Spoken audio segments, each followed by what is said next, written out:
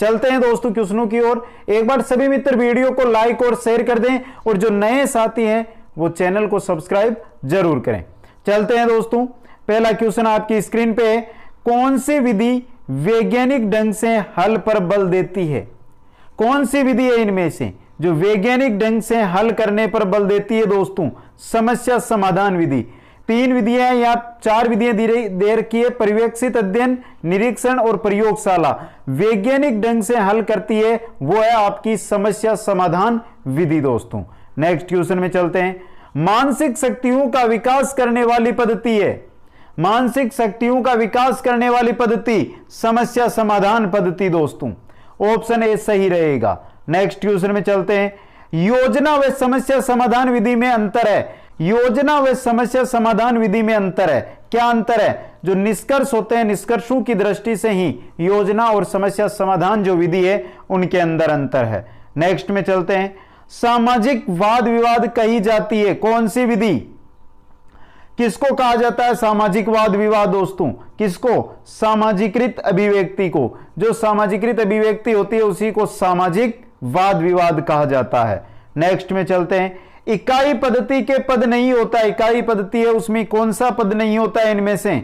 देखते हैं दोस्तों, अनुसंधान, प्रस्तुतिकरण, आत्मसातीकरण, व्याख्या नहीं होता है इकाई पद्धति के अंदर। तो डी ऑप्शन आपका क्या रहेगा यहां पे? सही रहेगा। नेक्स्ट में चलते हैं, छोटे बच्चों के लिए उपयुक्त नहीं मानी जाती है। छोटे बच्चों के लिए कौन सी विधि उपयुक्त नहीं मानी जाती है? समस्या समाधान विधि, योजना पद्धति, अवलोकन पद्धति, नाटकीकरण। ये तीनों की तीनों है जो छोटे बच्चों के लिए उपयुक्त है। नेक्स्ट में चलते हैं, निम्न में से कौन सा पाठ योजना का सोपान नहीं है? प्रस्तुतिकरण है, प्रयोग है, पुनरावृत्ति है, स्पष्टीकरण नहीं होता है पाठ योजना के अंदर। तो बी ऑप्शन सही रहेगा आपका यहां पे। नेक्स्ट क्वेश्चन में चलते हैं, प्रायोजना विधि के जनक किस देश से संबंधित थे? प्रायोजना विधि की बात हो रही है तो कहां के थे? अमेरिका के। दोस्तों नेक्स्ट क्वेश्चन में चलते हैं, निम्नलिखित में से कौन सी व्याख्यान विधि का लाभ नहीं है? इनमें से व्याख्यान विधि का लाभ कौन सा नहीं है? दोस्तों देखते हैं, यह छात्रों को प्रेरित करती है, लाभ है। यह शिक्षक तथा शिक्षार्थियों के संपर्क को सुविधाजनक बनाती है, यह भी लाभ है। इसमें समय व शक्ति की बचत होती है, यह भी लाभ है। इससे विद्यार्थियों के श्रवण कौशल का विकास नहीं हो पाता, श्रवण कौशल का विकास होता है दोस्तों इससे। तो आपका ऑप्शन 4 नंबर डी ऑप्शन यहां पे क्या है? गलत है, लेकिन सही रहेगा इस क्वेश्चन का। दोस्तों नेक्स्ट में चलते हैं, निम्नलिखित में से कौन सा भाषण विधि का दोष नहीं है? भाषण विधि का दोष कौन सा नहीं है? यहां पे देखिए, यह विद्यार्थियों को निष्क्रिय बनाती है, यह स्पष्टीकरण का एक महत्वपूर्ण साधन है, यह दोष नहीं है दोस्तों, यह लाभ है इसका। तो 2 नंबर ऑप्शन आपका यहां पे सही रहेगा। नेक्स्ट क्वेश्चन में चलते हैं, सामाजिक ज्ञान शिक्षण के लिए पृथक कक्ष की अवधारणा किस शिक्षण विधि में की गई है? पृथक कक्ष की जो अवधारणा है वो कौन सी शिक्षण विधि में की गई है? सामाजिक ज्ञान शिक्षण के लिए। दोस्तों कौन सी विधि है? डोल्टन विधि। यह बहुत ही इंपॉर्टेंट क्वेश्चन है। नेक्स्ट क्वेश्चन में चलते हैं, निम्न कक्षाओं में ज्ञानेंद्रियों के शिक्षण हेतु आप कौन सी शिक्षण पद्धति प्रस्तावित करेंगे?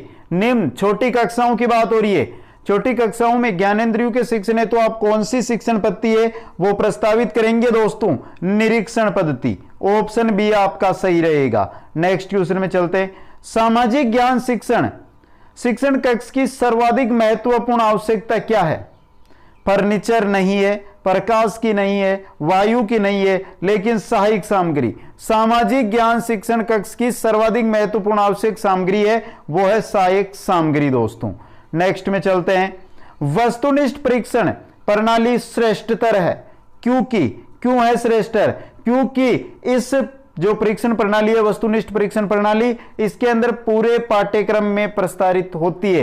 ये वस्तुनिष्ठ परीक्षण प्रणाली है, ये पूरे पाठ्यक्रम में प्रसारित होती है, पूरे पाठ्यक्रम से इसके अंदर प्रश्न पूछे जाते हैं। नेक्स्ट में चलते हैं, निरीक्षण विधि में महत्वपूर्ण सावधानी बरती जानी चाहिए कौन सी? पूर्व तैयारी व पूर्व निर्धारित उद्देश्य की। जो निरीक्षण विधि होती है उसके अंदर पूर्व तैयारी करनी चाहिए और पूर्व निर्धारित उद्देश्य होने चाहिए। दोस्तों नेक्स्ट क्वेश्चन में चलते हैं, सर्वे साधन के रूप में प्रारंभ में विद्यमान था। इनमें से सर्वे साधन के रूप में सबसे प्रारंभ में कौन सा विद्यमान था दोस्तों? दूरदर्शन नहीं, संगणक नहीं, आकाशवाणी। सही रहेगा आपका यहां पे सी ऑप्शन, सर्वे साधन के रूप में प्रारंभ में विद्यमान था आकाशवाणी। नेक्स्ट क्वेश्चन में चलते हैं। सामाजिक ज्ञान शिक्षण शिक्षक का महत्वपूर्ण गुण है। सामाजिक ज्ञान शिक्षक का महत्वपूर्ण गुण कौन सा होता है दोस्तों? नेतृत्व, चातुर्य, वाक्पटुता या नेतृत्व क्षमता। सही रहेगा, तीनों गलत है। नेतृत्व क्षमता दोस्तों। सामाजिक ज्ञान के शिक्षक, जो सामाजिक ज्ञान का शिक्षक होता है, उसका महत्वपूर्ण नेतृत्व क्षमता होती है दोस्तों। नेक्स्ट में चलते हैं। वह विधि जिसमें शिक्षक को विद्यार्थियों के प्रति पूर्ण उत्तरदायित्व की भावना रखनी पड़ती है, वह है। कौन सी विधि में शिक्षक है जो विद्यार्थियों के प्रति पूर्ण उत्तरदायित्व की भावना रखता है? बर्मन विधि के अंदर। ऑप्शन ए आपका यहां पे सही रहेगा। नेक्स्ट क्वेश्चन में चलते हैं। सामाजिक ज्ञान का महत्वपूर्ण उद्देश्य बालक को बनाना है। क्या बनाना है? सामाजिक ज्ञान का महत्वपूर्ण उद्देश्य बालक को बनाना है एक अच्छा नागरिक। इंपॉर्टेंट क्वेश्चन ये। सामाजिक ज्ञान का महत्वपूर्ण उद्देश्य होता है बालक को एक अच्छा नागरिक बनाना। नेक्स्ट में चलते हैं। पाठ्य पुस्तक विधि है, पाठ्य पुस्तक विधि है विषय वस्तु के सूचनाओं के संप्रेषण के लिए। जो पाठ्य पुस्तक विधि होती है दोस्तों, वो जो विषय वस्तु हमारी है उसकी जो सूचनाएं हैं उनके संप्रेषण के लिए अच्छी विधि होती है। नेक्स्ट क्वेश्चन है 21 नंबर दोस्तों। सामाजिक अध्ययन शिक्षण का लक्ष्य नहीं है। सामाजिक अध्ययन शिक्षण का लक्ष्य इनमें से कौन सा नहीं है दोस्तों? देखिए, उत्तम नागरिक का विकास करना है, सामाजिक चरित्र का निर्माण करना भी है, अंतर्राष्ट्रीय सद्भावना का विकास करना भी है, वैज्ञानिक व भौतिक विकास करना सामाजिक अध्ययन शिक्षण का लक्ष्य नहीं होता है। तो डी ऑप्शन आपका सही रहेगा यहां पे। नेक्स्ट क्वेश्चन में चलते हैं। सामाजिक अध्ययन की शिक्षण पद्धति से अभिप्राय है। क्या अभिप्राय है? देखिए, अध्यापक द्वारा दिया भाषण, अध्यापक द्वारा पाठ्य पुस्तक का प्रयोग, अध्यापक का व्यक्तिगत तरीका। दोस्तों, सामाजिक अध्ययन की शिक्षण पद्धति से तीनों ही अभिप्राय है, उपयुक्त सभी। डी ऑप्शन आपका सही रहेगा। नेक्स्ट क्वेश्चन में चलते हैं। क्वेश्चन नंबर 23 है। सामाजिक विज्ञान में इतिहास विषय को समावेश करने का अभिप्राय है। सामाजिक विज्ञान के अंदर इतिहास को जो समावेश किया गया है, इसका क्या अभिप्राय है दोस्तों? बालकों को मानव प्रादुर्भाव एवं विकास की कहानी बताना। सी ऑप्शन यहां पे सही रहेगा। नेक्स्ट क्वेश्चन में चलते हैं। सामाजिक विज्ञान का शुद्ध अर्थ क्या होता है? जो सामाजिक विज्ञान है, इसका शुद्ध अर्थ क्या होता है दोस्तों? मानव एवं उसके पर्यावरण का अध्ययन करना। मानव और मानव का साथ जो पर्यावरण है, इन दोनों का अध्ययन करना सामाजिक विज्ञान का शुद्ध अर्थ होता है। नेक्स्ट क्वेश्चन में चलते हैं। सामाजिक विज्ञान विषय के अध्ययन के द्वारा छात्रों में गुण उत्पन्न हो सकता है। कौन सा गुण उत्पन्न हो सकता है? सामाजिक विज्ञान विषय के अध्ययन के द्वारा छात्रों के अंदर गुण उत्पन्न हो सकता है समन्वयता का। ऑप्शन ए आपका यहां पे सही रहेगा। नेक्स्ट क्वेश्चन में चलते हैं। पाठ्य पुस्तक विधि को माना जाता है एक पारंपरिक विधि, आधुनिक विधि, प्राचीन विधि, देखो और पढ़ो विधि। बात किसकी हो रही है? पाठ्य पुस्तक विधि। पाठ्य पुस्तक जो विधि है, इसको एक पारंपरिक विधि माना जाता है दोस्तों। नेक्स्ट क्वेश्चन में चलते हैं। प्राय व्याख्या विधि होती है। व्याख्या विधि, व्याख्या विधि दोस्तों अध्यापक केंद्रित विधि होती है। इसके अंदर बालक निष्क्रिय रहते हैं, बालक एक श्रोता की तरह सुनते रहते हैं दोस्तों।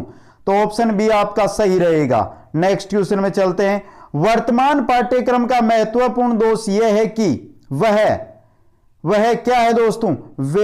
उसके अंदर जो वर्तमान हमारा पाठ्यक्रम है, इसके अंदर जो व्यवहारिक शिक्षा है, इसका क्या है? अभाव है। डी ऑप्शन आपका सही रहेगा। नेक्स्ट क्वेश्चन में चलते हैं। सबसे अच्छी शिक्षण विधि वह होती है। सबसे अच्छी शिक्षण विधि वह होती है जिसमें विद्यार्थी पर आधारित क्रियाएं अधिक हो। यह बहुत इंपॉर्टेंट क्वेश्चन है दोस्तों। सबसे अच्छी शिक्षण विधि वह विधि होती है जिसके अंदर विद्यार्थी पर आधारित क्रिया अधिक हो। नेक्स्ट में चलते हैं। अध्यापक कथन किया जाता है विषय वस्तु का प्रारंभिक ज्ञान देने के लिए अध्यापक का कथन किया जाता है। विषय वस्तु को स्पष्ट करने के लिए अध्यापक कथन करते हैं।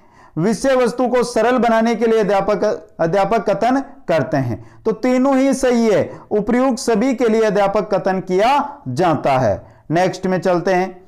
आप कक्षा में रामायण प्रकरण पढ़ाना चाहते हैं, आप कौन सी विधि को सर्वश्रेष्ठ मानेंगे दोस्तों?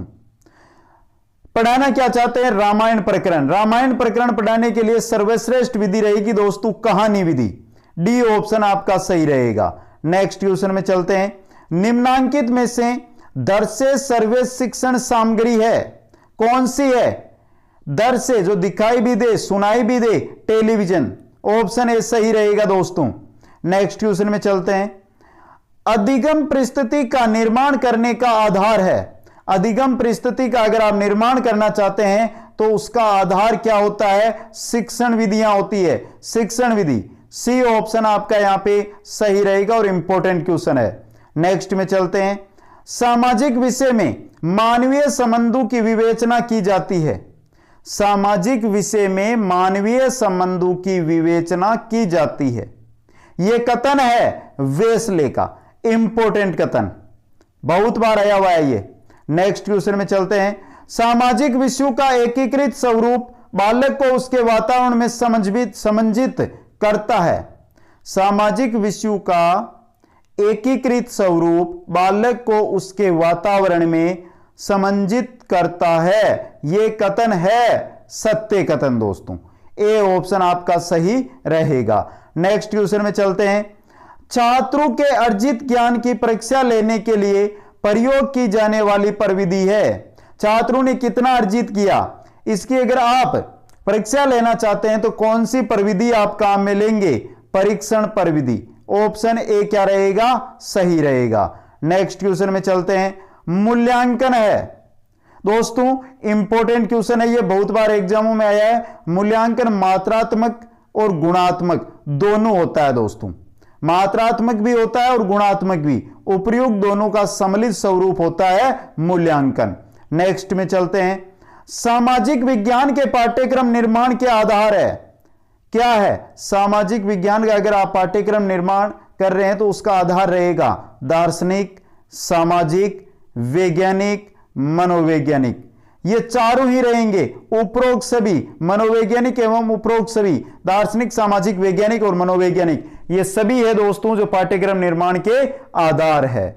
नेक्स्ट में चलते हैं। क्वेश्चन नंबर 39 है। सामाजिक अध्ययन के शिक्षक का गुण नहीं है, कौन सा गुण सामाजिक अध्ययन के शिक्षक में नहीं होना चाहिए? स्पष्टवादिता, सहनशीलता, पक्षपातपूर्ण दृष्टिकोण, अध्ययनशीलता, यह नहीं होना चाहिए। तो सी ऑप्शन पक्षपातपूर्ण दृष्टिकोण सामाजिक अध्ययन के शिक्षक में नहीं होना चाहिए। नेक्स्ट में चलते हैं। अपनी कमजोरियों की जानकारी प्राप्त करने के लिए सामाजिक अध्ययन के शिक्षक को किसका निर्माण करना चाहिए?